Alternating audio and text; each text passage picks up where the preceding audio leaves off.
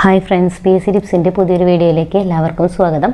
Okay, അപ്പോൾ നമ്മുടെ 10th പ്രിലിമിനറിക്ക് വേണ്ടിയിട്ടുള്ള 50 ഡേ ടൈം ടേബിളിലെ 19ാമത്തെ ദിവസമാണ് ഇന്ന് നമ്മൾ ഭരണഘടനയിലെ നമ്മുടെ ലാസ്റ്റ് ടോപ്പിക്കാണ് എടുക്കുന്നത്.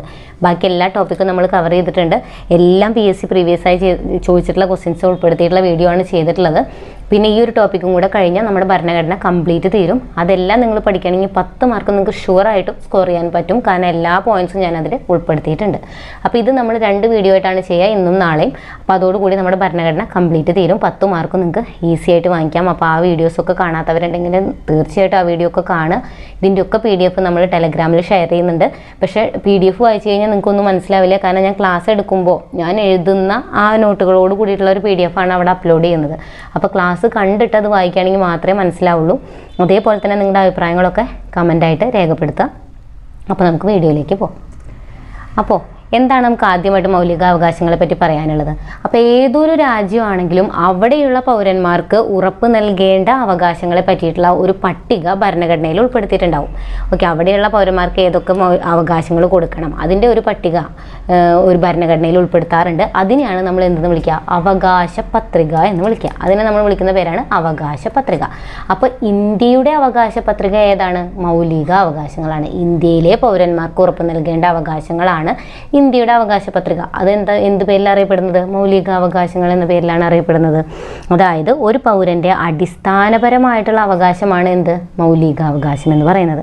അപ്പോൾ 2021 10th പ്രിലിമിനറിക്ക് ചോദിച്ചിട്ടുള്ളതാണ്, ഒരു വ്യക്തിക്ക് ഒരു കാരണവശാലും നിഷേധിക്കാൻ പാടില്ലാത്ത അവകാശങ്ങൾ.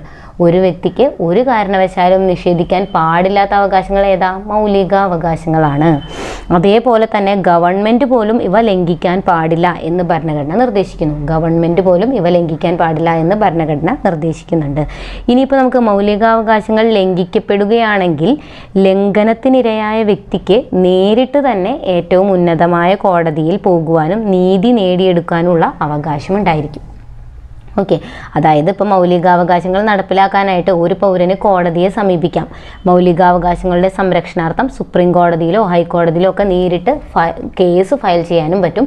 അതിന് നമ്മൾ പറയാം, ഇത് ന്യായീകരിക്കാവുന്നവയാണ്. ഇവ മൗലികാവകാശങ്ങൾ എന്ന് പറയുന്നത് ന്യായീകരിക്കാവുന്നവയാണ്, ജുഡീഷ്യബിൾ ആണ്. നമുക്ക് കോടതിയെ സമീപിക്കാം ഇത് ലംഘിക്കപ്പെട്ട് കഴിഞ്ഞാൽ. അതേപോലെ തന്നെ മൗലികാവകാശങ്ങളുടെ സംരക്ഷകൻ എന്നറിയപ്പെടുന്ന അപ്പോൾ ആരായിരിക്കും? സുപ്രീം കോടതിയാണ്. മൗലികാവകാശങ്ങളുടെ സംരക്ഷകൻ എന്നറിയപ്പെടുന്നത് സുപ്രീം കോടതിയാണ്. അപ്പോൾ ഈ മൗലികാവകാശങ്ങളുടെ ഒക്കെ സംരക്ഷണത്തിനുള്ള ഉപകരണം അതാണ് എന്ത്? റിട്ടുകൾ. അതായത് മൗലികാവകാശങ്ങൾ പുനഃസ്ഥാപിക്കാൻ വേണ്ടിയിട്ട് കോടതികൾ പുറപ്പെടുവിക്കുന്ന ഉത്തരവുകളാണ്. മൗലികാവകാശങ്ങൾ പുനഃസ്ഥാപിക്കാൻ വേണ്ടി കോടതികൾ പുറപ്പെടുവിക്കുന്ന ഉത്തരവുകളാണ് എന്ത്? റിട്ടുകൾ. അപ്പോൾ റിട്ട് പുറപ്പെടുവിക്കുന്നത് സുപ്രീം കോടതിക്കും ഹൈക്കോടതിക്കും അധികാരമുണ്ട്. അപ്പോൾ ഈ മൗലികാവകാശങ്ങൾ എന്നുള്ള ആശയം നമ്മൾ കടമെടുത്തിട്ടുള്ളത് എവിടെ നിന്നാണ്? അമേരിക്കയിൽ നിന്നാണ്. മൗലികാവകാശങ്ങൾ എന്ന ആശയം നമ്മൾ കടമെടുത്തിട്ടുള്ളത് അമേരിക്കയിൽ നിന്നാണ്. അപ്പോൾ ഈ മൗലികാവകാശങ്ങളുടെ കുറച്ച് സവിശേഷതകളുണ്ട്. നമ്മൾ ആദ്യം പറഞ്ഞു ഇത് ജുഡീഷ്യബിൾ ആണെന്ന്. അതായത് ഇത് ലംഘിക്കപ്പെട്ട് കഴിഞ്ഞാൽ നമുക്ക് സുപ്രീം കോടതിയിലോ ഹൈക്കോടതിയിലോ ഒക്കെ നേരിട്ട് കേസ് ഫയൽ ചെയ്യാം. അതേപോലെ തന്നെ ഇത് ഭേദഗതി വരുത്താവുന്നവയുമാണ്. അതായത് ഭരണഘടനയുടെ അടിസ്ഥാന ഘടനയെ ബാധിക്കാത്ത വിധത്തിൽ പാർലമെന്റിന് മൗലികാവകാശങ്ങളിൽ ഭേദഗതി വരുത്താം. അപ്പോൾ പാർലമെന്റാണ് ഭേദഗതി വരുത്തുന്നത്. അപ്പോൾ ഭരണഘടനയുടെ അടിസ്ഥാന ഘടനയെ ബാധിക്കാത്ത വിധത്തിൽ നമുക്ക് എന്ത് ഭേദഗതി വേണമെങ്കിലും ചെയ്യാം. അതേപോലെ തന്നെ മൗലികാവകാശങ്ങളിലെ ചിലത് നെഗറ്റീവ് സ്വഭാവമുള്ളതും ചിലത് പോസിറ്റീവ് സ്വഭാവമുള്ളതുമാണ്. അതായത് ചില മൗലികാവകാശങ്ങൾ പൗരന് എന്താ കൊടുക്കുന്നത്? വ്യക്തികൾക്ക് ചില പ്രത്യേക അവകാശങ്ങൾ നൽകുന്നുണ്ട്. അതുകൊണ്ട് നമ്മൾ അവയെ പോസിറ്റീവ് എന്ന് വിളിക്കും. ഇനി നെഗറ്റീവ് എന്ന് പറയാൻ കാരണം എന്താ? അവ ഭരണ സംവിധാനങ്ങളുടെ പ്രവർത്തന സ്വാതന്ത്ര്യങ്ങളെ പരിമിതപ്പെടുത്തുന്നവയാണ്. മൗലികാവകാശങ്ങളിൽ ചിലത് ഭരണ സംവിധാനങ്ങളുടെ പ്രവർത്തന സ്വാതന്ത്ര്യത്തെ പരിമിതപ്പെടുത്തുന്നവയാണ്. അതായത് അവ നെഗറ്റീവ് സ്വഭാവമുള്ളവയാണ്. അതേപോലെ തന്നെ ഇതെല്ലാം പ്രീവിയസ് ചോദിച്ചിട്ടുള്ളതാണ് കേട്ടോ. ഇങ്ങനെ സ്റ്റേറ്റ്മെൻറ്റിൽ തന്നിട്ടുള്ളതാണ്. ഇതിലേതാണ് ശരി എന്ന് ചോദിച്ചിട്ട് ന്യായീകരിക്കാവുന്നവ, ഭേദഗതി വരുത്താവുന്നവ, നെഗറ്റീവോ പോസിറ്റീവോ ആകാം. പിന്നെ സമ്പൂർണ്ണമായവ എന്നും കൂടെ ഒരു ഓപ്ഷൻ ഉണ്ടായിരുന്നു, പരിപൂർണമായത് എന്നുള്ളത്. അത് തെറ്റാണ്. അതായത് മൗലികാവകാശങ്ങൾ എന്ന് പറയുന്നത് പരിപൂർണമോ അല്ലെങ്കിൽ സമ്പൂർണമോ അനിയന്ത്രിതമോ അല്ല. പരിപൂർണമോ സമ്പൂർണമോ അനിയന്ത്രിതമോ അല്ല. പിന്നെ എന്താണ്? അവ വ്യവസ്ഥാവിധേയമാണ്. വ്യവസ്ഥാവിധേയമാണ്. എന്ന് പറഞ്ഞു കഴിഞ്ഞാൽ എന്താ? അവയ്ക്കുമേൽ ഗവൺമെൻറ്റിന് യുക്തിപരമായ നിയന്ത്രണങ്ങൾ ഏർപ്പെടുത്താം. അവയ്ക്കുമേൽ ഗവൺമെൻറ്റിന് നിയന്ത്രണങ്ങൾ ഏർപ്പെടുത്താനായിട്ട് പറ്റും. ഇത്തരം നിയന്ത്രണങ്ങൾ ന്യായമാണോ അല്ലയോ എന്ന് തീരുമാനിക്കുന്നത് കോടതികളാണ്. ഗവൺമെൻറ്റിന് ഈ മൗലികാവകാശങ്ങളുടെ മേലെ നിയന്ത്രണങ്ങൾ കൊണ്ടുവരാം, പക്ഷെ ആ നിയന്ത്രണങ്ങൾ ശരിയാണോ തെറ്റാണോ എന്ന് പറയുന്നത് ആരാ? കോടതികളാണ്. ഓക്കെ, അപ്പോൾ ഇത്രയും പോയിന്റ്സ് ഓർത്തിരിക്കുക. ഇനി ഈ മൗലികാവകാശങ്ങളുടെ പ്രഖ്യാപനമായിരിക്കും ഭാവി ഇന്ത്യൻ ഭരണഘടനയുടെ അടിസ്ഥാനം എന്ന് പ്രഖ്യാപിച്ച കോൺഗ്രസ് സമ്മേളനം. മൗലികാവകാശങ്ങളുടെ പ്രഖ്യാപനമായിരിക്കും ഭാവി ഇന്ത്യൻ ഭരണഘടനയുടെ അടിസ്ഥാനം എന്ന് പ്രഖ്യാപിച്ച സമ്മേളനമാണ് 1927 മദ്രാസ് സമ്മേളനം. പ്രീവിയസ് ക്വസ്റ്റ്യൻ ആണ് കേട്ടോ. അതിൻ്റെ അധ്യക്ഷൻ ആരായിരുന്നു? MA അൻസാരി ആയിരുന്നു. അതിൻ്റെ അധ്യക്ഷൻ MA അൻസാരി ആയിരുന്നു. അപ്പോൾ ഇതുപോലെ നമുക്കൊരു അവകാശ പത്രിക വേണം എന്ന് ആവശ്യം ഉന്നയിച്ച കമ്മിറ്റി ഏതാണ്? ഇങ്ങനെ ഇന്ത്യയിലെ പൗരന്മാർക്ക് ഉറപ്പ് നൽകേണ്ട അവകാശങ്ങളെ പറ്റിയിട്ടുള്ള ഒരു അവകാശ പത്രിക ഇന്ത്യക്ക് വേണം എന്ന ആശയം അല്ലെങ്കിൽ എന്ന ആവശ്യം ഉന്നയിച്ച കമ്മിറ്റിയുടെ തലവനായിരുന്നു മോത്തിലാൽ നെഹ്റു. മോത്തിലാൽ നെഹ്റു അധ്യക്ഷനായിട്ടുള്ള കമ്മിറ്റിയാണ് ഇങ്ങനെ ഒരു ആവശ്യം ഉന്നയിച്ചത്. അപ്പോൾ അതിൻ്റെ പേരിൽ 1928 ഒരു റിപ്പോർട്ട് കൊണ്ടുവന്നു. അതാണ് 1928 നെഹ്റു റിപ്പോർട്ട്. അപ്പോൾ 1928 നെഹ്റു റിപ്പോർട്ട് എഴുതി തയ്യാറാക്കിയത് ആരാ? മോത്തിലാൽ നെഹ്റു ആണ്. മോത്തിലാൽ നെഹ്റു. ഇനി ഈ മൗലികാവകാശങ്ങളുടെ ശില്പി എന്നറിയപ്പെടുന്നത് സർദാർ വല്ലഭായ് പട്ടേലാണ്. ഇനി നമുക്ക് പറയാം മൗലികാവകാശങ്ങളെക്കുറിച്ചുള്ള ഒരു പ്രമേയം പാസാക്കിയ സമ്മേളനം. മൗലികാവകാശങ്ങളെക്കുറിച്ചുള്ള ഒരു പ്രമേയം പാസാക്കിയ കോൺഗ്രസ് സമ്മേളനമാണ് 1931 കറാച്ചി സമ്മേളനം. അതിൻ്റെ അധ്യക്ഷനാരായിരുന്നു? സർദാർ വല്ലഭായ് പട്ടേലായിരുന്നു. എന്നാൽ ഈ പ്രമേയം അവതരിപ്പിച്ചത് ആരാണ്? ജവഹർലാൽ നെഹ്റുവാണ്. ഈ പ്രമേയം അവതരിപ്പിച്ചത് അല്ലെങ്കിൽ എഴുതി തയ്യാറാക്കിയത് ജവഹർലാൽ നെഹ്റുവാണ്. ഓക്കെ, ഈ സമ്മേളനത്തിൻ്റെ അധ്യക്ഷൻ പട്ടേലും ഈ പ്രമേയം എഴുതി തയ്യാറാക്കിയത് ആരാ? ജവഹർലാൽ നെഹ്റുവാണ്. ഇനി ഈ മൗലിക അവകാശങ്ങൾ ഉൾപ്പെടുത്തിയിട്ടുള്ള ഭാഗം, ഭരണഘടനയിലെ ഭാഗം ഏതാ? ഭാഗം 3 ആണ്. ഭാഗം 3 ഏത് ആർട്ടിക്കിളിലാണ്? ആർട്ടിക്കിൾ 12 മുതൽ 35 വരെയാണ്. ആർട്ടിക്കിൾ 12 മുതൽ 35 വരെ. ഇനി ഇതൊക്കെ മൗലികാവകാശങ്ങളുടെ സവിശേഷതയാണ്. അല്ലെങ്കിൽ ഭാഗം 3 നമ്മൾ വിശേഷിപ്പിക്കുന്നതാണ് ഇതൊക്കെ എന്ത്? ഭരണഘടനയുടെ ആണിക്കല്ല് എന്നറിയപ്പെടുന്നത് മൗലികാവകാശങ്ങളാണ്. സ്വാതന്ത്ര്യത്തിൻ്റെ വിളക്കുകൾ എന്നറിയപ്പെടുന്നു. ഇന്ത്യയുടെ മാഗ്ന കാർട്ട എന്നറിയപ്പെടുന്നു. ഇതെല്ലാം പ്രീവിയസ് ക്വസ്റ്റ്യൻ ആണ് കേട്ടോ. ഭരണഘടനയുടെ ആണിക്കല്ല്, സ്വാതന്ത്ര്യത്തിൻ്റെ വിളക്കുകൾ, ഇന്ത്യയുടെ മാഗ്ന കാർട്ട എന്നൊക്കെ അറിയപ്പെടുന്നത് മൗലികാവകാശങ്ങളാണ്. ഇങ്ങനെയൊക്കെ അറിയപ്പെടുന്ന ഭാഗം ഏതാണെന്ന് ചോദിച്ചാൽ ഭാഗം 3 ആണ്. ഓക്കെ, ഇനി അടിയന്തരാവസ്ഥ കാലത്ത് എന്ത് ചെയ്യാൻ പറ്റും? ഈ മൗലികാവകാശങ്ങളെ റദ്ദ് ചെയ്യാം. അടിയന്തരാവസ്ഥ കാലത്ത് മൗലികാവകാശങ്ങളെ റദ്ദ് ചെയ്യാനുള്ള അധികാരം ആർക്കുണ്ട്? രാഷ്ട്രപതിക്കുണ്ട്. ഏത് ആർട്ടിക്കിൾ പ്രകാരമാണ് റദ്ദ് ചെയ്യുന്നത്? 359. ഇമ്പോർട്ടൻ്റ് ആണ് കേട്ടോ. ആർട്ടിക്കിൾ 359 പ്രകാരം അടിയന്തരാവസ്ഥ കാലത്ത് മൗലികാവകാശങ്ങളെ റദ്ദ് ചെയ്യാം. ആർക്ക്? രാഷ്ട്രപതിക്ക്. പക്ഷെ റദ്ദ് ചെയ്യാൻ പാടില്ലാത്ത 2 അവകാശങ്ങളാണ് 20ഉം 21ലും പറഞ്ഞിട്ടുള്ള അവകാശങ്ങൾ. അതേതാന്ന് നമ്മൾ പറയും. അപ്പോൾ 20, 21ലും പറഞ്ഞിട്ടുള്ള അവകാശങ്ങൾ അടിയന്തരാവസ്ഥ കാലത്ത് പോലും എന്ത് ചെയ്യാൻ പാടില്ല? റദ്ദ് ചെയ്യാനായിട്ട് പാടില്ല. ഇനി ഭരണഘടന നിലവിൽ വരുമ്പോൾ എത്ര അവകാശങ്ങൾ ഉണ്ടായിരുന്നു? 7 എണ്ണം ഉണ്ടായിരുന്നു. ഭരണഘടന നിലവിൽ വരുമ്പോൾ 7 അവകാശങ്ങൾ ഉണ്ടായിരുന്നു. എന്നാൽ ഇപ്പോൾ നിലവിൽ എത്ര അവകാശങ്ങളാണുള്ളത്? 6 മൗലികാവകാശങ്ങളാണുള്ളത്. ഭരണഘടന നിലവിൽ വരുമ്പോൾ 7 എണ്ണം ഉണ്ടായിരുന്നു. ഇപ്പോൾ 6 എണ്ണമാണുള്ളത്. അത് ഏതൊക്കെയാണെന്ന് നമുക്ക് നോക്കാം. ഏതൊക്കെയാണ്? സമത്വത്തിനുള്ള അവകാശം 14 മുതൽ 18 വരെ പറയുന്നതാണ്. ആർട്ടിക്കിൾ 14 മുതൽ 18 വരെ സമത്വത്തിനുള്ള അവകാശം. ആർട്ടിക്കിൾ 19 മുതൽ 22 വരെ സ്വാതന്ത്ര്യത്തിനുള്ള അവകാശം. 23, 24 ചൂഷണത്തിനെതിരായ അവകാശം. 25, 28 മതസ്വാതന്ത്ര്യത്തിനുള്ള അവകാശം. 29, 30 എന്ന് പറയുന്നത് സാംസ്കാരികവും വിദ്യാഭ്യാസപരവുമായ അവകാശം. 32 എന്താ? ഭരണഘടനാപരമായ പ്രതിവിധിക്കുള്ള അവകാശം. ഇതെല്ലാം പഠിക്കണം കേട്ടോ. സമത്വം, സ്വാതന്ത്ര്യം, ചൂഷണത്തിനെതിരെ, മതസ്വാതന്ത്ര്യം, സാംസ്കാരികവും വിദ്യാഭ്യാസപരമായത്, ഭരണഘടനാപരമായ പ്രതിവിധിക്കുള്ള അവകാശം. അപ്പോൾ 6 എണ്ണമായി. പക്ഷെ നമ്മൾ പറഞ്ഞു നിലവിൽ വരുമ്പോൾ 7 എണ്ണം ഉണ്ടായിരുന്നു. ആ 7ാമത്തെ ഏതാ? അതാണ് സ്വത്തവകാശം. അപ്പോൾ സ്വത്തവകാശം ഉണ്ടായിരുന്നത് ഇപ്പം നിലവിലില്ല. സ്വത്തവകാശം ഇപ്പോൾ മൗലികാവകാശമല്ല, ഇപ്പം എന്താണ്? നിയമപരമായിട്ടുള്ള അവകാശം മാത്രമാണ്. സ്വത്തവകാശം എന്ന് പറയുന്നത് ഇപ്പോൾ നിയമപരമായ അവകാശമാണ്. മുന്നേ ഇത് ഒരു മൗലികാവകാശമായിരുന്നു. മുമ്പ് ഇത് എവിടെയായിരുന്നു ഉൾക്കൊള്ളിച്ചിട്ടുണ്ടായിരുന്നത്? ആർട്ടിക്കിൾ 31ലാണ് ഇതിനെപ്പറ്റി പറഞ്ഞിരുന്നത്. ആർട്ടിക്കിൾ 31ലാണ് മുമ്പ് സ്വത്തവകാശത്തെ പറ്റി പറഞ്ഞിരുന്നത്. ഇപ്പോൾ സ്വത്തവകാശത്തെ ഉൾപ്പെടുത്തിയിട്ടുള്ളത് 12ാം ഭാഗത്തിൽ ആർട്ടിക്കിൾ 300A 12ാം ഭാഗത്തിൽ ആർട്ടിക്കിൾ 300A. മുമ്പ് 31ാമത്തെ ആർട്ടിക്കിളിലായിരുന്നു ഉൾപ്പെടുത്തിയിട്ടുണ്ടായിരുന്നത്. നമ്മൾ മൗലികാവകാശങ്ങളിൽ നിന്ന് അതിനെ നീക്കം ചെയ്തു, ഭേദഗതി ചെയ്തിട്ടാണ് നമുക്ക് നീക്കം ചെയ്യാൻ പറ്റുള്ളൂ. അപ്പോൾ ആ ഭേദഗതി ഏതാ? 1978 44ാം ഭേദഗതി. 1978 44ാം ഭേദഗതി പ്രകാരം സ്വത്തവകാശത്തെ മൗലികാവകാശങ്ങളുടെ പട്ടികയിൽ നിന്ന് നീക്കം ചെയ്യുകയും അതിനെ ഒരു നിയമപരമായ അവകാശം മാത്രമാക്കി മാറ്റുകയും ചെയ്തു. അപ്പോൾ ആ സമയത്തുണ്ടായിരുന്ന പ്രധാനമന്ത്രിയായിരുന്നു മൊറാർജി ദേശായി.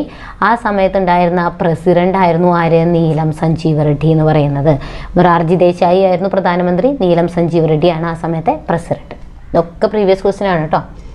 ഇനി നമുക്ക് ഓരോ അവകാശങ്ങളെ പറ്റിയിട്ടും പറയാം. ഓരോന്നിനെ പറ്റിയിട്ടും നിങ്ങൾ കാർഡ് കയറിയൊന്നും പഠിക്കേണ്ട, പ്രിലിമിനറിക്ക് ബേസ് ആയിട്ടുള്ള കാര്യങ്ങളെ ചോദിക്കുള്ളൂ, അത് മാത്രം പഠിച്ചാൽ മതി. ഓക്കെ. അപ്പോൾ 14ാമത്തത്, ഇതൊക്കെ സമത്വത്തിനുള്ള അവകാശമാണ് നമ്മൾ പറഞ്ഞു. 14 മുതൽ 18 വരെ സമത്വത്തിനുള്ള അവകാശമാണ്. 14 എന്ന് പറഞ്ഞാൽ എന്താ? നിയമത്തിന് മുന്നിൽ തുല്യരാണെന്നും എല്ലാവർക്കും തുല്യ പരിരക്ഷ നൽകണമെന്നും പറയുന്ന ആർട്ടിക്കിളാണ്. നിയമത്തിന് മുന്നിൽ എല്ലാവരും തുല്യരാണെന്നും എല്ലാവർക്കും തുല്യ നിയമ പരിരക്ഷ നൽകണമെന്നും അനുശാസിക്കുന്ന ആർട്ടിക്കിളാണ് ഏത്? 14ാമത്തെ ആർട്ടിക്കിൾ. എല്ലാവരും നിയമത്തിന് മുന്നിൽ തുല്യരാണ്, അതേപോലെ തന്നെ എല്ലാവർക്കും എന്ത് വേണം? നിയമപരിരക്ഷ. ഓക്കെ. അപ്പം നിയമത്തിന് മുന്നിൽ തുല്യര് എന്ന് പറഞ്ഞു കഴിഞ്ഞാൽ എന്താ? നിയമസമത്വമാണ് അവിടെ പറയുന്നത്. അപ്പം നിയമത്തിന് മുന്നിൽ തുല്യര് എന്ന് പറയുന്ന ഈ നിയമസമത്വം എന്നുള്ളത് നമ്മൾ ബ്രിട്ടനിൽ നിന്ന് കടമെടുത്തിട്ടുള്ളതാണ്. ഏത്? നിയമസമത്വം. നിയമസമത്വം എന്ന ആശയം ബ്രിട്ടനിൽ നിന്നാണ് കടമെടുത്തിട്ടുള്ളത്. എന്നാൽ നിയമത്തിന് മുന്നിലുള്ള തുല്യ പരിരക്ഷ, ഇക്വാലിറ്റി ഓഫ് ലോ എന്ന് പറയുന്നത് ഏതാ? അമേരിക്കയിൽ നിന്നാണ് നമ്മൾ കടമെടുത്തിട്ടുള്ളത്. അമേരിക്കയിൽ നിന്നാണ് തുല്യ പരിരക്ഷ എന്നുള്ള തുല്യ സംരക്ഷണം എന്നുള്ള ആശയം നമ്മൾ കടമെടുത്തുള്ളത് എവിടുന്ന്? അമേരിക്കയിൽ നിന്നാണെന്നും കൂടെ ഓർത്തിരിക്കുക. ഇനി ഇതിൽ നിന്ന് ഒഴിവാക്കപ്പെട്ടിട്ടുള്ള 2 പദവികളുണ്ട്. അതായത് ആർട്ടിക്കിൾ 14 പ്രകാരം നമ്മൾ പറഞ്ഞു നിയമത്തിന് മുന്നിൽ എല്ലാവരും തുല്യരാണെന്ന്.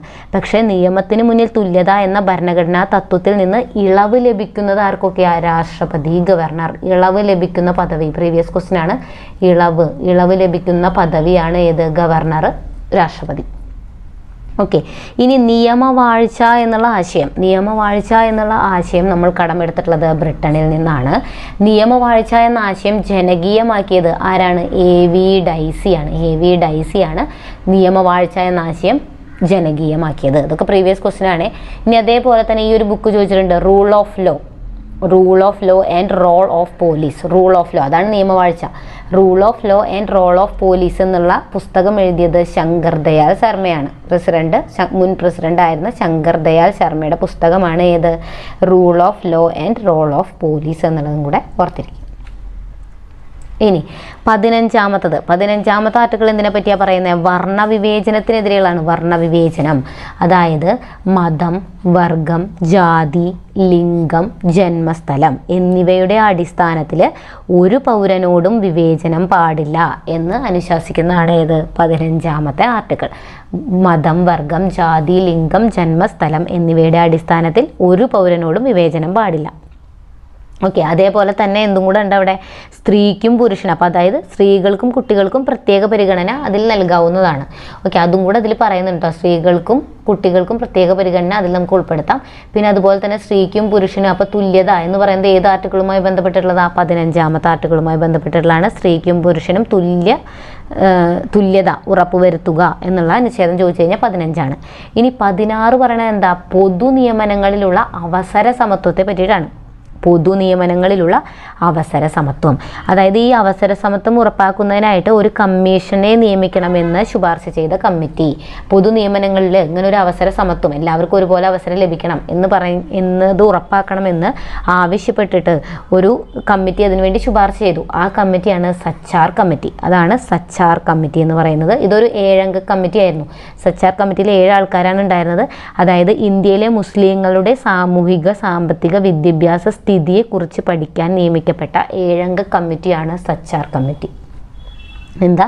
ഇന്ത്യയിലെ മുസ്ലിങ്ങളുടെ സാമൂഹിക സാമ്പത്തിക വിദ്യാഭ്യാസ സ്ഥിതിയെക്കുറിച്ച് പഠിക്കാൻ നിയമിക്കപ്പെട്ട 7 അംഗ കമ്മിറ്റിയാണ് സച്ചാർ കമ്മിറ്റി. 2005 കൂടെ ഓർത്തിരിക്കുക. ഇനി 17 പറയുന്നത് എന്താ? അയിത്തം നിരോധനമാണ്. അതായത് തൊട്ടുകൂടായ്മ, അയിത്തം എന്നിവയ്ക്കൊക്കെ എതിരായിട്ടുള്ളത്. തൊട്ടുകൂടായ്മ, അയിത്തം എന്നിവയൊക്കെ നിരോധിക്കുന്നതാണ് ആർട്ടിക്കിൾ 17. അപ്പോൾ മഹാത്മാഗാന്ധി കി ജയ് എന്ന മുദ്രാവാക്യം വിളിച്ചുകൊണ്ട് പാസാക്കിയ ഭരണഘടനയിലെ ഏക വകുപ്പാണ് 17ാമത്തെ വകുപ്പ്. മഹാത്മാഗാന്ധി കി ജയ് എന്ന മുദ്രാവാക്യം മുഴക്കിക്കൊണ്ട് പാസാക്കപ്പെട്ട വകുപ്പാണ് 17. അപ്പോൾ ഇതും കൂടെ അതിൻ്റെ കൂടെ പഠിക്കുക. എന്താണ്? തൊട്ടുകൂടായ്മ നിരോധന നിയമം നിലവിൽ വന്നത് എന്ന 1955 അൺടച്ചബിലിറ്റി, തൊട്ടുകൂടായ്മ നിരോധന നിയമം. അപ്പോൾ അതിനെ നമ്മൾ protection of civil rights act എന്ന് മാറ്റി പേര് നൽകിയത്, protection of civil rights act എന്ന പേര് നൽകിയത് 1976 ഭരണഘടനാ ഭേദഗതിയിലൂടെയാണ്. 1976 ഭേദഗതിയിലൂടെ അതിന് എന്ത് പേര് കൊടുത്തു? Protection of civil rights act എന്നത് അറിയപ്പെടാനായിട്ട് തുടങ്ങി. ഓക്കെ, ഇനി നമുക്ക് ആർട്ടിക്കിൾ 18 പറയാനുള്ളത്. ആർട്ടിക്കിൾ 18 എന്ന് പറഞ്ഞാൽ തലക്കെട്ടുകളുടെ നിരോധനം, അതായത് സ്ഥാനപ്പേരുകൾ, തലക്കെട്ടുകളുടെ ഇതൊക്കെ നിരോധനമാണ് 18 പറയുന്നത്. അതിൽ സൈനികപരമായിട്ടുള്ളതും അക്കാദമിക്കുമായിട്ടുള്ള തലക്കെട്ടുകളുടെ നിരോധനം പറഞ്ഞിട്ടില്ല. അതിൽ നിന്ന് ഒഴിവാക്കപ്പെട്ടവയാണ് സൈനികപരമായിട്ടുള്ളതും അക്കാദമികപരമായിട്ടുള്ള തലക്കെട്ടുകളൊക്കെ.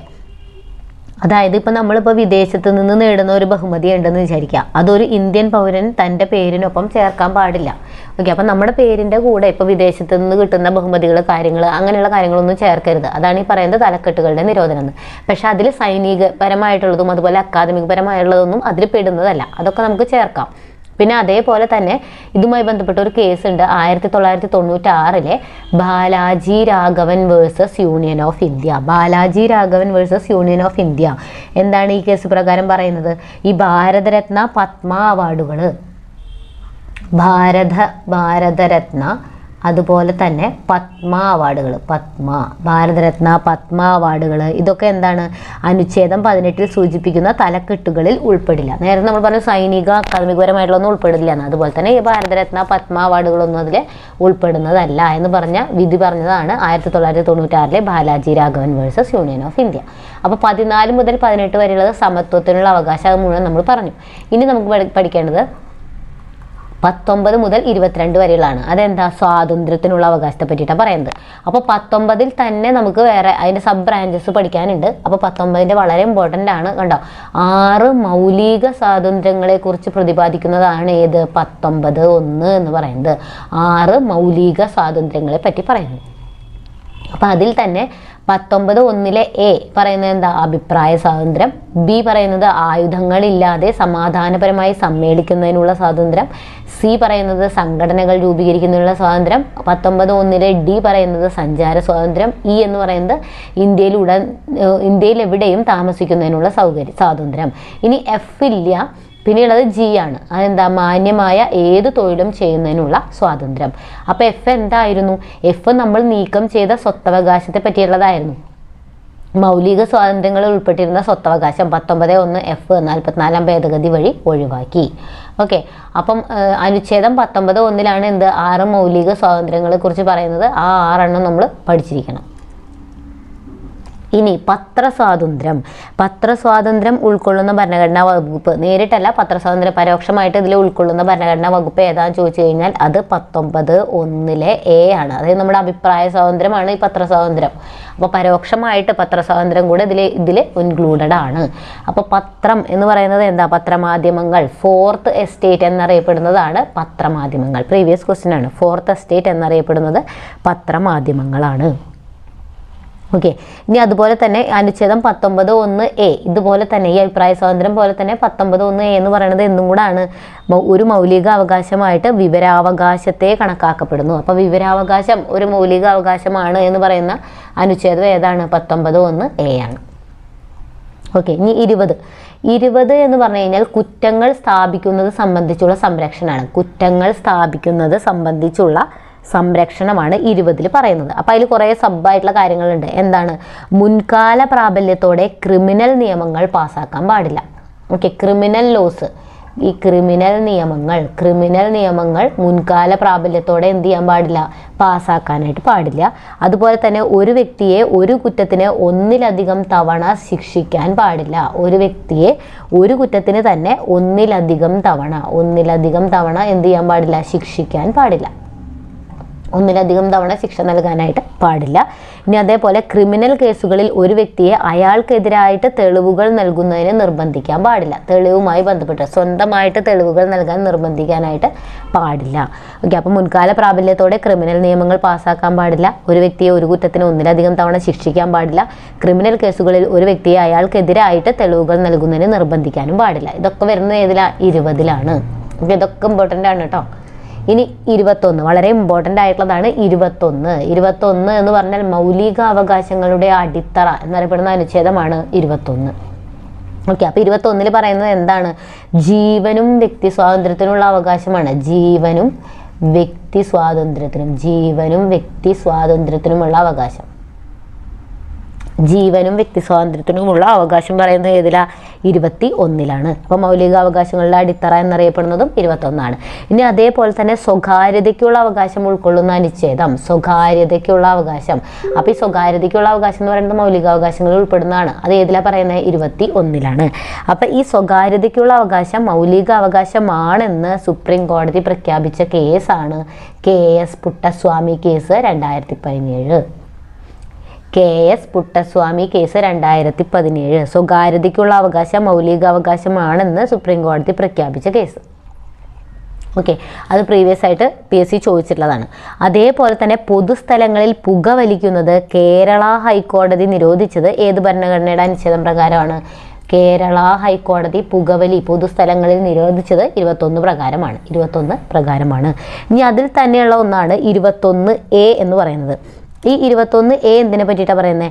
വിദ്യാഭ്യാസം മൗലികാവകാശമാക്കി മാറ്റിയപ്പോൾ ഭരണഘടനയിൽ കൂട്ടിച്ചേർത്തത്. വിദ്യാഭ്യാസത്തെ മൗലികാവകാശമാക്കി മാറ്റിയപ്പോൾ അത് ഭരണഘടനയിൽ കൂട്ടിച്ചേർത്തത് 21A-യിലാണ്. ഏത് ഭേദഗതി പ്രകാരം? 2002-ലെ 86-ാം ഭരണഘടനാ ഭേദഗതി പ്രകാരം. 2002-ലെ 86-ാം ഭരണഘടനാ ഭേദഗതി പ്രകാരം വിദ്യാഭ്യാസം മൗലികാവകാശമാക്കി മാറ്റി. അപ്പോൾ അതിൽ പറയുന്നത് എന്താണ്? 6 മുതൽ 14 വയസ്സ് വരെയുള്ള കുട്ടികൾക്ക് 6 മുതൽ 14 വയസ്സ് വരെയുള്ള കുട്ടികൾക്ക് നിർബന്ധിതവും അതുപോലെ സൗജന്യവുമായിട്ടുള്ള വിദ്യാഭ്യാസം. 6 മുതൽ 14 വയസ്സ് വരെയുള്ള കുട്ടികൾക്ക് സൗജന്യ വിദ്യാഭ്യാസം മാറ്റിയ ഭരണഘടനാ ഭേദഗതിയാണ് 2002-ലെ 86-ാം ഭരണഘടനാ ഭേദഗതി. അത് പ്രകാരം 21A-യിലാണ് അത് കൂട്ടിച്ചേർത്തത്. അപ്പോൾ ഇതിൻ്റെ ഫലമായിട്ട് ഒരു വിദ്യാഭ്യാസ അവകാശ നിയമം നിലവിൽ വരലുണ്ടായി. വിദ്യാഭ്യാസ അവകാശ നിയമം അതെന്നാണ് പാസ്സാക്കിയത്? 2009 ഓഗസ്റ്റ് 26-നാണ് വിദ്യാഭ്യാസ അവകാശ നിയമം പാസ്സാക്കിയത്. ഇത് പാസ്സാക്കിയതാണ്. ഇത് നിലവിൽ വന്നതാണ്. നിലവിൽ വന്നത് 2010 ഏപ്രിൽ 1-നാണ്. എല്ലാം പ്രീവിയസ് ആണ് കേട്ടോ. 2010 ഏപ്രിൽ 1-നാണ് അത് നിലവിൽ വന്നത്.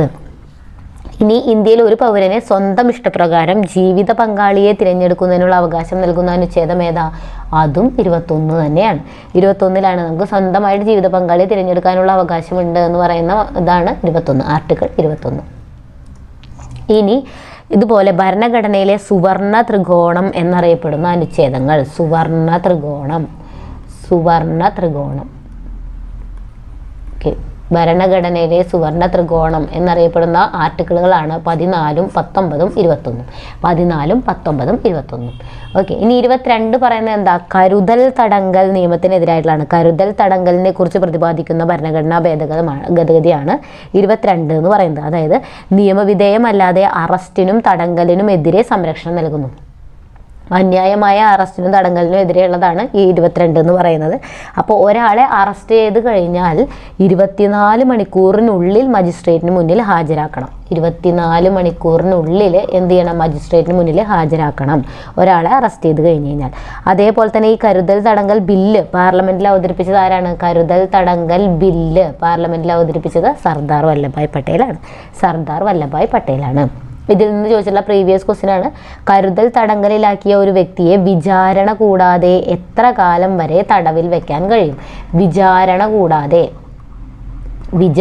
കൂടാതെ 3 മാസം വരെ തടങ്കലിൽ വെക്കാൻ പറ്റുള്ളൂ. 3 മാസം. ഓക്കെ, അപ്പോൾ ഒരാളെ കരുതൽ തടങ്കലിലാക്കിയിട്ടുള്ള ഒരു വ്യക്തിയെ വിചാരണ കൂടാതെ 3 മാസം വരെ തടവിൽ വെക്കാനായിട്ട് കഴിയും. 3 മാസം. ഇനി ഇതുപോലെ ഇന്ത്യയിൽ കരുതൽ തടങ്കൽ നിയമപ്രകാരം അറസ്റ്റിലായിട്ടുള്ള ആദ്യ വ്യക്തി ഇന്ത്യയിൽ തന്നെ അറസ്റ്റിലായിട്ടുള്ള ആദ്യത്തെ വ്യക്തി ആരാ? AKG ആണ്. AK ഗോപാലൻ. AKG ആണ്. ഓക്കെ. അപ്പം നമ്മളിവിടെ 19 പറഞ്ഞിട്ടുണ്ടായിരുന്നു, നമ്മുടെ അഭിപ്രായ സ്വാതന്ത്ര്യം, അങ്ങനെയുള്ള 6 മൗലിക സ്വാതന്ത്ര്യങ്ങൾ. അതെന്ന് പറഞ്ഞാൽ നമ്മൾ പറഞ്ഞിട്ടുണ്ട് ഓൾറെഡി, അടിയന്തരാവസ്ഥ കാലത്ത് 359 പ്രകാരം 20, 21 ഒഴികെയുള്ള ബാക്കിയെല്ലാം എന്ത് ചെയ്യും, രാഷ്ട്രപതി റദ്ദ് ചെയ്യും. അതേപോലെ തന്നെ ഇപ്പം നമ്മൾ ഈ പറഞ്ഞ 19ാമത്തെ ആർട്ടിക്കിൾ, ഈ 19ാമത്തെ ആർട്ടിക്കിൾ വൈദേശിക കടന്നുകയറ്റമോ അതുപോലെ തന്നെ യുദ്ധമോ ഉണ്ടാകുന്ന സന്ദർഭങ്ങളിൽ എന്ത് ചെയ്യും, അടിയന്തരാവസ്ഥ പ്രഖ്യാപിച്ചു കഴിഞ്ഞാൽ ഉടൻ രാഷ്ട്രപതിയുടെ ഇടപെടലില്ലാതെ തന്നെ അനുച്ഛേദം 358 പ്രകാരം സ്വാഭാവികമായിട്ട് റദ്ദാവുന്ന മൗലികാവകാശമാണ് 19. ഓക്കെ. ഇപ്പോൾ ഒരു വൈദേശിക ആക്രമണം ഉണ്ടാവും അല്ലെങ്കിൽ യുദ്ധം ഉണ്ടാവുകയൊക്കെ ചെയ്യുന്ന സമയത്ത് അടിയന്തരാവസ്ഥ പ്രഖ്യാപിക്കാറുണ്ട്. ആ സമയത്ത് രാഷ്ട്രപതി പറയാതെ തന്നെ, രാഷ്ട്രപതിയുടെ ഇടപെടലില്ലാതെ തന്നെ 358 പ്രകാരം എന്ത്, ഈ 19 എന്ന് പറയുന്ന ആർട്ടിക്കിൾ സ്വമേധയാ റദ്ദ് ചെയ്യപ്പെടും. ഓക്കെ. അത് ഇമ്പോർട്ടൻ്റ് ആണ്, പ്രീവിയസ് ആയി ചോദിച്ചിട്ടുള്ളതാണ് കേട്ടോ. ഓക്കെ. അപ്പം നമ്മുടെ സ്വാതന്ത്ര്യത്തിലുള്ള അവകാശവും കഴിഞ്ഞു 19 മുതൽ 22 വരെ. ഇനി നമുക്ക് പഠിക്കാനുള്ളത് 23, 24 23, 24 എന്താണ്, ചൂഷണത്തിനെതിരായിട്ടുള്ള അവകാശങ്ങളാണ്. ചൂഷണത്തിനെതിരായിട്ടുള്ളതാണ് 23, 24. അതിൽ പറയുന്നുണ്ട് എന്താ, മനുഷ്യക്കടത്ത്, അടിമത്തം. മനുഷ്യക്കടത്ത്, അടിമത്തം, അതുപോലെ തന്നെ നിർബന്ധിത തൊഴിലെടുപ്പിക്കൽ, നിർബന്ധിച്ച് തൊഴിലെടുപ്പിക്കൽ എന്നിവയൊക്കെ നിരോധിക്കുന്നത് 23 പ്രകാരമാണ്. അതുപോലെ തന്നെ ദേവദാസി സമ്പ്രദായത്തെ വിലക്കുന്ന ആർട്ടിക്കിൾ ഏതാ, 23 ദേവദാസി സമ്പ്രദായത്തെ വിലക്കുന്നതും 23 മനുഷ്യക്കടത്ത്, അടിമത്തം, നിർബന്ധിച്ച് തൊഴിലെടുപ്പിക്കൽ ഇതൊക്കെ നിരോധിക്കുന്നതും 23 പ്രകാരമാണ്. ഇനി ബാലവേല നിരോധനമാണ് 24 എന്ന് പറഞ്ഞാൽ ബാലവേല നിരോധനം. അപ്പോൾ ഈ ബാലവേലയിലൂടെ അല്ലാതെ നിർമ്മിക്കുന്ന ഉൽപ്പന്നങ്ങൾക്ക് നമ്മൾ നൽകുന്ന ഗുണമേന്മ മുദ്ര, ബാലവേല അല്ലാതെ നിർമ്മിക്കുന്ന ഉൽപ്പന്നങ്ങൾക്ക് നൽകുന്ന ആ മുദ്രയാണ് റഗ് മാർക്ക്. അതിൻ്റെ ഇപ്പോഴത്തെ പേരാണ് ഗുഡ് വീവ്, ന്യൂ നെയിം, പുതിയതായിട്ട് ഇപ്പോൾ റഗ് മാർക്ക് എന്നല്ല അറിയപ്പെടുന്നത്, ഗുഡ് വീവ് എന്നാണ് അറിയപ്പെടുന്നത്. ഓക്കെ. അപ്പോൾ ഈ റഗ് മാർക്ക് എന്ന ആശയത്തിൻ്റെ ഉപജ്ഞാതാവ് ആരാ, റഗ് മാർക്ക് എന്ന ആശയം, റഗ് മാർക്ക് എന്ന ആശയത്തിൻ്റെ ഉപജ്ഞാതാവ് കൈലാഷ് സത്യാർത്ഥിയാണ്, കൈലാഷ് സത്യാർത്ഥി. അപ്പോൾ ഈ കൈലാഷ് സത്യാർത്ഥി ഈ ബാലവേലയ്ക്കെതിരെ പ്രവർത്തിക്കുന്ന അദ്ദേഹത്തിൻ്റെ ഒരു സംഘടനയുണ്ട്. ഈ കൈലാഷ് സത്യാർത്ഥിയുടെ ഒരു സംഘടനയാണ്, ബാലവേലയ്ക്കെതിരെ പ്രവർത്തിക്കുന്ന സംഘടനയാണ് ബച്പൻ ബച്ചാവോ ആന്തോളൻ. എല്ലാം പ്രീവിയസ് ക്വസ്റ്റ്യൻ ആണ് കേട്ടോ. ഇനി ബാലവേല വിരുദ്ധ ദിനം, ലോക ബാലവേല വിരുദ്ധ ദിനമാണ് June 12. World day against child labour എന്നാണ്, ജൂൺ 12 ആണെന്നുള്ളതുകൂടെ ഓർത്തിരിക്കുക. ഇനി 25 മുതൽ 28 വരെ മതസ്വാതന്ത്ര്യത്തിനുള്ള അവകാശമാണ്. മതവുമായി ബന്ധപ്പെട്ടിട്ടുള്ളതാണ് മതസ്വാതന്ത്ര്യം. അതാണ് ഏത് പറയുന്നത്, 25 മുതൽ 28 വരെ. അപ്പോൾ 25 പറയാൻ എന്താ, നമുക്ക് ഇഷ്ടമുള്ള മതത്തിൽ വിശ്വസിക്കാനും ആചരിക്കുന്നതിനും, ഇഷ്ടമുള്ള മതത്തിൽ വിശ്വസിക്കാം, ആചരിക്കാം. ഓക്കെ. ഇഷ്ടമുള്ള മതത്തിൽ വിശ്വസിക്കാനും ആചരിക്കാനുമുള്ള അവകാശത്തെ പറ്റിയിട്ടാണ് ഇതിൽ പറയുന്നത്. 26 പറയുന്നത് എന്താ, ഇനി ഈ മതജീവകാരുണ്യ സ്ഥാപനങ്ങൾ, മതവിഭാഗങ്ങൾക്ക് മതജീവകാരുണ്യ സ്ഥാപനങ്ങൾ സ്ഥാപിക്കുന്നതിനും നോക്കി നടത്തുന്നതിനും. ഓക്കെ. അപ്പോൾ മതജീവകാരുണ്യ സ്ഥാപനങ്ങൾ സ്ഥാപിക്കാം, നോക്കി നടത്താം മതവിശ്വാസികൾക്ക് നടത്തുന്നതിനും അതിനുള്ള അവകാശം പറയുന്നത് ഏതാ, 26 ഇനി 27 പറയുന്നത് എന്താ, ഏതെങ്കിലും പ്രത്യേക മതത്തിൻ്റെ പ്രോത്സാഹനത്തിന് വേണ്ടിയിട്ട് നികുതി കൊടുക്കാൻ നിർബന്ധിക്കുന്നതിനെതിരായിട്ടുള്ള അവകാശം, നികുതി നൽകാൻ പാടില്ല. അപ്പം നികുതി കൊടുക്കാൻ പറയുകയാണെങ്കിൽ അത് എതിർക്കാനുള്ള അവകാശത്തെ പറ്റിയിട്ടാണ് 27 പറയുന്നത്, മതവുമായി ബന്ധപ്പെട്ട എന്തെങ്കിലും നികുതി പറയുകയാണെങ്കിൽ. ഇനി 28 പറയുന്നത് എന്താണ്, ഗവൺമെൻറ് നടത്തുന്നതോ ഗവൺമെൻറ്റിൻ്റെ സഹായം സ്വീകരിക്കുന്നതോ ആയ വിദ്യാഭ്യാസ സ്ഥാപനങ്ങളിൽ, ഗവൺമെൻറ്റുമായി ബന്ധപ്പെട്ടിട്ടുള്ള വിദ്യാഭ്യാസ സ്ഥാപനങ്ങളിൽ എന്ത് ചെയ്യാൻ പാടില്ല, മതബോധനം നടത്താനോ മതാചാരങ്ങൾ നിർബന്ധിക്കാനോ പാടില്ല. മതബോധനം നടത്താനോ മതാചാരങ്ങൾ ചെയ്യാൻ നിർബന്ധിക്കാനോ പാടില്ല. എവിടെ, ഗവൺമെൻറ്റിൻ്റെയോ അല്ലെങ്കിൽ ഗവൺമെൻറ്റിൻ്റെ സഹായത്തിൽ പ്രവർത്തിക്കുന്നതോ ആയിട്ടുള്ള വിദ്യാഭ്യാസ സ്ഥാപനങ്ങളിൽ. അതാണ് 25 മുതൽ 28 പറയുന്നത്. അപ്പോൾ ഇനി ഇവിടെ ഒരു കാര്യമുണ്ട്, എന്താണ്, ടെക്സ്റ്റിലുള്ളൊരു ഇതാണ്, SCERT ടെക്സ്റ്റിലുള്ളതാണ്. ധാരാളം മതങ്ങളുള്ള ഇന്ത്യയെപ്പോലെ ഒരു രാജ്യത്തെ ഗവൺമെൻറ്റിന് ആധുനിക കാലഘട്ടത്തിൽ മതേതരത്വത്തിൽ അധിഷ്ഠിതമല്ലാതെ പ്രവർത്തിക്കാൻ സാധ്യമല്ല. നമ്മുടെ ഭരണഘടന മതേതര സങ്കല്പത്തിൽ അധിഷ്ഠിതമായതും മതസ്വാതന്ത്ര്യം അനുവദിക്കുന്നതുമാണ് എന്ന് പറഞ്ഞ വ്യക്തിയാണ് ജവഹർലാൽ നെഹ്റു. ഓക്കെ, ധാരാളം മതങ്ങളുള്ള ഇന്ത്യ പോലെയുള്ള ഒരു രാജ്യത്ത്, അപ്പോൾ ഈ ഒരു വേർഡ് അങ്ങ് ഓർത്തിരുന്നാൽ മതി. ഇത് ഇതുപോലെ തന്നെ ചോദിച്ചിട്ടുള്ളത്, ധാരാളം മതങ്ങളുള്ള. ഓക്കെ, അപ്പോൾ ധാരാളം മതങ്ങളുള്ള ഇന്ത്യ പോലെ ഒരു രാജ്യത്ത് മതേതരത്വത്തിൽ അധിഷ്ഠിതമല്ലാതെ ഇനി പ്രവർത്തിക്കാൻ സാധിക്കില്ല, അങ്ങനെ പറഞ്ഞിട്ടുള്ളതാണ് ജവഹർലാൽ നെഹ്റു. ഇനി 29, 30 എന്ന് പറഞ്ഞു കഴിഞ്ഞാൽ എന്താ? 29, 30 എന്ന് പറഞ്ഞു കഴിഞ്ഞാൽ സാംസ്കാരികവും വിദ്യാഭ്യാസപരവുമായിട്ടുള്ള അവകാശമാണ്. സാംസ്കാരികവും വിദ്യാഭ്യാസപരമായിട്ടുള്ള അവകാശം. അപ്പോൾ അതിൽ സാംസ്കാരികവും വിദ്യാഭ്യാസപരമായിട്ടുള്ള അവകാശം എന്ന് പറഞ്ഞാൽ ന്യൂനപക്ഷ വിഭാഗങ്ങൾക്ക് വേണ്ടിയിട്ട് ഭരണഘടനയിൽ ഉൾപ്പെടുത്തിയിട്ടുള്ളതാണ്. ആർക്ക് വേണ്ടിയിട്ടാണ്? ഇത് പ്രീവിയസ് ക്വസ്റ്റ്യൻ ആണ് കേട്ടോ. അപ്പം ന്യൂനപക്ഷങ്ങൾക്ക് വേണ്ടിയിട്ടുള്ള ഇതാണ് ഇത്. അപ്പം ന്യൂനപക്ഷങ്ങൾക്ക് അവരുടെ ഭാഷ, ലിപി, സംസ്കാരം എന്നിവയുടെ സംരക്ഷണം ഉറപ്പുവരുത്തുന്ന അവകാശം ഏതാണെന്ന് ചോദിച്ചിട്ടുണ്ട്. അതേതാണ്? സാംസ്കാരികവും വിദ്യാഭ്യാസപരമായ അവകാശമാണ്. അതിൽ 29 ഉണ്ട്, 30 ഉണ്ട്. 29 പറയുന്നത് എന്താ? ന്യൂനപക്ഷ വിഭാഗങ്ങളുടെ താല്പര്യങ്ങൾ സംരക്ഷിക്കുന്നു. ന്യൂനപക്ഷ വിഭാഗങ്ങളുടെ താല്പര്യങ്ങൾ സംരക്ഷിക്കുന്നു. അതായത് എന്തൊക്കെയാണ്? അവരുടെ ഭാഷ, ലിപി, സംസ്കാരം എന്നിവയുടെയൊക്കെ സംരക്ഷണം, അതൊക്കെ അതിലാണ് വരുന്നത്. ഇനി 30 പറയുന്നത് എന്താണെന്ന് വെച്ചാൽ ന്യൂനപക്ഷ വിഭാഗങ്ങൾക്ക് വിദ്യാഭ്യാസ സ്ഥാപനങ്ങൾ ആരംഭിക്കുന്നതിന്. ന്യൂനപക്ഷ വിഭാഗങ്ങൾക്ക് എന്ത് ചെയ്യാം? വിദ്യാഭ്യാസ സ്ഥാപനങ്ങൾ. ഓക്കെ, വിദ്യാഭ്യാസ സ്ഥാപനങ്ങൾ ആരംഭിക്കുന്നതുമായി ബന്ധപ്പെട്ടുള്ള അനുച്ഛേദമാണ് 30 എന്ന് പറയുന്നത്.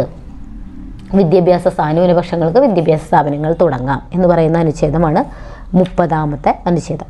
ഇനി ഇന്ത്യൻ പൗരന്മാർക്ക് അപ്പോൾ ഇപ്പോൾ നമ്മൾ കുറേ അനുച്ഛേദങ്ങൾ പറഞ്ഞു. അതിൽ ചിലതൊക്കെ ഇന്ത്യൻ പൗരന്മാർക്ക് മാത്രം അവകാശപ്പെട്ടതാണ്. എന്നാൽ ചിലത് ഇന്ത്യൻ പൗരന്മാർക്കും വിദേശികൾക്കും കൂടി ലഭ്യമാകുന്ന അനുച്ഛേദങ്ങളാണ്, അല്ലെങ്കിൽ മൗലികാവകാശങ്ങളാണ്. അപ്പോൾ ഇന്ത്യൻ പൗരന്മാർക്ക് മാത്രം ലഭിക്കുന്ന മൗലികാവകാശങ്ങൾ ഏതൊക്കെയാണ്?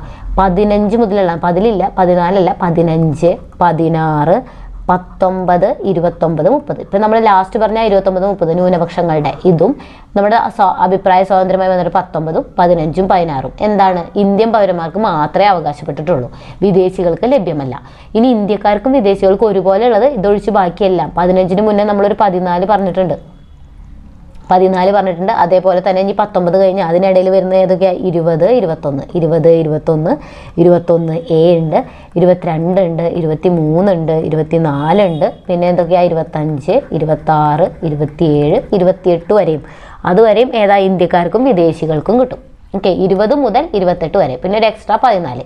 അപ്പോൾ ഇതിൻ്റെ ഇടയിലുള്ള 15, 16, 19, പിന്നെ ഇത് കഴിഞ്ഞിട്ടുള്ള 29, 30 ഇന്ത്യൻ പൗരന്മാർക്ക് മാത്രം ലഭിക്കുന്ന മൗലികാവകാശങ്ങളാണെന്ന് കൂടെ ഓർത്തിരിക്കുക.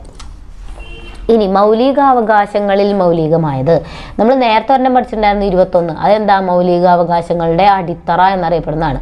ഇത് മൗലികാവകാശങ്ങളിൽ മൗലികമായത് എന്ന് പറയുന്നത് ഏതാണ്? 32 ആണ്, ആർട്ടിക്കിൾ 32. അപ്പോൾ അതിനെയാണ് ഭരണഘടനയുടെ ഹൃദയവും ആത്മാവും എന്ന് അംബേദ്കർ വിശേഷിപ്പിച്ചത്. ഏതിനെയാ? 32നെയാണ്. അനുച്ഛേദം 32നെ ഭരണഘടനയുടെ ഹൃദയവും ആത്മാവും എന്ന് അംബേദ്കർ വിശേഷിപ്പിച്ചു. പക്ഷെ ഇതേപോലെ തന്നെ ഭരണഘടനയുടെ ഹൃദയവും ആത്മാവും എന്ന് താക്കൂർദാസ് ഭാർഗവ് വിശേഷിപ്പിച്ചിട്ടുണ്ട്. അത് ആമുഖത്തെയാണ് കേട്ടോ, താക്കൂർദാസ് ഭാർഗവ്. ഇത് അനുച്ഛേദം 32നെ വിശേഷിപ്പിച്ചത് അംബേദ്കർ ആണ്, അംബേദ്കർ. അപ്പോൾ ഇത്രയാണുള്ളത്. ഇനി 33, 34, 35 കൂടെ നമുക്ക് ജസ്റ്റ് ഒന്ന് പറയാനുണ്ട്. 33, 34, 35. അപ്പോൾ 33 പറയുന്നത് എന്താണെന്ന് വെച്ച് കഴിഞ്ഞാൽ എന്താണ്? ഇപ്പോൾ നമ്മൾ പറഞ്ഞ മൗലികാവകാശങ്ങളുടെ കാര്യം. അപ്പോൾ അതിൽ ഈ സായുധ സേന, മിലിറ്ററി, സായുധ സേന, അതേപോലെ തന്നെ മിലിറ്ററി, പോലീസ്, സായുധ സേന, മിലിറ്ററി സേന, പോലീസ്, രഹസ്യാന്വേഷണ സേന എന്നിവയുടെയൊക്കെ കാര്യത്തിൽ എന്ത് ചെയ്യാം? പാർലമെൻറ്റിന് മൗലികാവകാശങ്ങളുടെ പ്രയോഗം നിയന്ത്രിക്കാനോ റദ്ദാക്കാനോ കഴിയും. മൗലികാവകാശങ്ങളുടെ മേലുള്ള നിയന്ത്രണങ്ങൾ നിരോധിക്കാനോ അല്ലെങ്കിൽ റദ്ദാക്കാനോ ഒക്കെ കഴിയും. ആരുടെ കാര്യത്തിൽ? സായുധ സേനയിലും മിലിറ്ററി സേനയിലും ഒക്കെ ഉള്ള ആൾക്കാരുടെ കാര്യത്തിൽ. അത് 33 പറയുന്നതാണ്. ഇനി 34 പറയുന്നത് എന്താ? 34 പറയുന്നത് പട്ടാള നിയമം എവിടെയെങ്കിലും നിലനിൽക്കുന്നുണ്ടെങ്കിൽ, പട്ടാള നിയമം. ഓക്കെ, അതായത് ഏതെങ്കിലും പ്രദേശത്ത് പട്ടാള നിയമം പ്രാബല്യത്തിലിരിക്കുമ്പോൾ മൗലികാവകാശം പരിമിതപ്പെടുത്തുന്നത് അനുവദനീയമാണ് എന്ന് പ്രതിപാദിക്കുന്നു. അപ്പോൾ എവിടെയെങ്കിലും പട്ടാള നിയമം ഉണ്ടെങ്കിൽ അവിടെ മൗലികാവകാശങ്ങൾ പരിമിതപ്പെടുത്തുന്നത് നമുക്ക് പറ്റുന്ന കാര്യമാണ്, അനുവദനീയമാണ് എന്ന് പറയുന്നതാണ് 34ാമത്തെ ആർട്ടിക്കിൾ. ഇനി 35ാമത്തെ ആർട്ടിക്കിൾ പറയുന്നത് എന്താ? നിർദ്ദിഷ്ട മൗലികാവകാശങ്ങൾ പ്രാബല്യത്തിൽ വരുന്നതിന് നിയമങ്ങൾ നിർമ്മിക്കാനുള്ള അധികാരം ആർക്കാണ്? പാർലമെൻറ്റിന് മാത്രമേ ഉള്ളൂ. നിയമങ്ങൾ നിർമ്മിക്കാനുള്ള അധികാരം പാർലമെൻറ്റിന് മാത്രമേ ഉള്ളൂ. സംസ്ഥാന നിയമസഭകൾക്കില്ല. സംസ്ഥാന നിയമസഭകൾക്ക് ഇല്ല. എന്തിനുള്ള അധികാരമാണ്? മൗലികാവകാശങ്ങൾ പ്രാബല്യം വരുത്തുന്നതിന് നിയമങ്ങൾ നിർമ്മിക്കാനുള്ള അധികാരം. മൗലികാവകാശങ്ങൾ ഏതെങ്കിലും പ്രാബല്യത്തിൽ വരുത്താൻ നിയമങ്ങൾ നിർമ്മിക്കണം. അതിനുള്ള അധികാരം പാർലമെന്റിന് മാത്രമേ ഉള്ളൂ, സംസ്ഥാന നിയമസഭകൾക്ക് ഇല്ല എന്ന് പറയുന്ന അനുച്ഛേദമാണ് ഇത്, അനുച്ഛേദം 35 എന്ന് പറയുന്നത്. ഓക്കെ, ഇനി നമുക്ക് പഠിക്കാനുള്ളത് റിട്ടുകളെ പറ്റിയിട്ടൊക്കെയാണ്. അതേപോലെ തന്നെ ഈ 3-ന് പുറമേ ഇപ്പം നമ്മൾ ഭാഗം 3-ൽ മൗലികാവകാശങ്ങൾ ഉണ്ടെന്ന് പറഞ്ഞു. ഈ മൗലികാവകാശങ്ങൾക്ക് പുറമേ നമുക്ക് കിട്ടുന്ന ചില അവകാശങ്ങളുണ്ട്. ഭരണഘടന പൗരന് മറ്റ് ചില അവകാശങ്ങൾ കൂടി ഉറപ്പ് തരുന്നുണ്ട്. അതൊക്കെ അതൊന്നില്ലെങ്കിൽ നിയമപരമായിട്ടുള്ള അവകാശങ്ങളാവാം, അല്ലെങ്കിൽ നോൺ ഫണ്ടമെൻ്റൽ റൈറ്റ്സ് എന്നും അറിയപ്പെടുന്നു. നിയമപരമായിട്ടുള്ള അവകാശം അല്ലെങ്കിൽ നോൺ ഫണ്ടമെൻ്റൽ റൈറ്റ്സ് എന്നും അറിയപ്പെടുന്നു. അതൊക്കെയാണ് എന്ത്, ഈ വോട്ടവകാശമൊക്കെ നിയമപരമായിട്ടുള്ള അവകാശമാണ് കേട്ടോ. വോട്ടവകാശം, ഈ പ്രായപൂർത്തി വോട്ടവകാശത്തെ പറ്റി പറയുന്ന ആർട്ടിക്കിൾ ഏതാ? 326. ഇതൊക്കെ മൗലികാവകാശങ്ങൾക്ക് പുറമെ നമുക്ക് നൽകുന്ന അവകാശങ്ങളാണ്. ആർട്ടിക്കിൾ 366 പ്രകാരമുള്ള പ്രായപൂർത്തി വോട്ടവകാശം എന്നൊക്കെ പറയുന്നത്. ഓക്കെ, അപ്പം നമ്മളിവിടെ പറഞ്ഞ എന്താ, മൗലിക അവകാശങ്ങൾ ഉൾപ്പെടുന്ന അനുച്ഛേദം എന്ന് പറയുന്നത് 12 മുതൽ 35 വരെയാണ്. 12 മുതൽ 35 വരെ. അപ്പം നമ്മൾ അതിൽ 14 മുതലുള്ള ആർട്ടിക്കിളിനെ പറ്റിയിട്ടാണ് പറഞ്ഞിട്ടുണ്ടായിരുന്നത്. 12ഉം 13ഉം എന്താണെന്നുള്ളത് പറഞ്ഞിട്ടുണ്ടായിരുന്നില്ല. 12 മുതൽ 35 വരെയാണ്. അപ്പോൾ അതിൽ നമ്മൾ 14 തൊട്ട് 35 വരെയാണ് ഇപ്പോൾ ഡിസ്കസ് ചെയ്തത്. 12ഉം 13ഉം പറഞ്ഞിട്ടില്ലായിരുന്നു. 12 എന്ന് പറയുന്നത് എന്താ, ഒരു സ്റ്റേറ്റിൻ്റെ നിർവചനം. സ്റ്റേറ്റ്, ഓക്കെ, സ്റ്റേറ്റിൻ്റെ നിർവചനമാണ് ഏതിൽ പറയുന്നത്? 12ാമത്തെ ആർട്ടിക്കിളിൽ പറയുന്നത് സ്റ്റേറ്റിൻ്റെ നിർവചനം. 13 ആണെങ്കിൽ ജുഡീഷ്യൽ റിവ്യൂ. ഓക്കെ, ജുഡീഷ്യൽ റിവ്യൂവിനെ പറ്റിയുള്ളതാണ് ഏതിൽ പറയുന്നത്? 13ൽ പറയുന്നത്. ജുഡീഷ്യൽ റിവ്യൂ എന്ന് പറഞ്ഞാൽ എന്താ, പാർലമെൻറ്റോ സംസ്ഥാന നിയമനിർമ്മാണ സഭകളോ പാസ്സാക്കുന്ന നിയമങ്ങൾ അല്ലെങ്കിൽ സർക്കാരിൻ്റെ ഉത്തരവുകൾ മൗലികാവകാശത്തെ ഹനിക്കുകയാണെങ്കിൽ അവയെ അസാധുവാക്കാനുള്ള അധികാരം ആർക്കുണ്ട്? സുപ്രീം കോടതികൾക്കും ഹൈക്കോടതികൾക്കും ഉണ്ട്. അതാണ് ജുഡീഷ്യൽ റിവ്യൂ എന്ന് പറയുന്നത്. ഇനി ഒരു രാഷ്ട്രത്തിൻ്റെ, രാഷ്ട്രത്തിൻ്റെ നിർവചനം നൽകുന്ന ആർട്ടിക്കിളാണ് ഏത്? 12ാമത്തെ ആർട്ടിക്കിൾ. അതും കൂടെ ഓർത്തിരിക്കുക. ഇനി നമുക്ക് റിട്ടുകളെ പറ്റിയിട്ടും നമ്മുടെ മൗലിക കടമകളെ പറ്റിയിട്ടൊക്കെ പറയാനുണ്ട്. അതൊരു വീഡിയോ ആയിട്ട് ചെയ്യാം. അപ്പോൾ വീഡിയോ ഇഷ്ടപ്പെട്ടാൽ ലൈക്ക് ചെയ്യാനും ഷെയർ ചെയ്യാനും സബ്സ്ക്രൈബ് ചെയ്യാനും മറക്കരുത്. Thank you.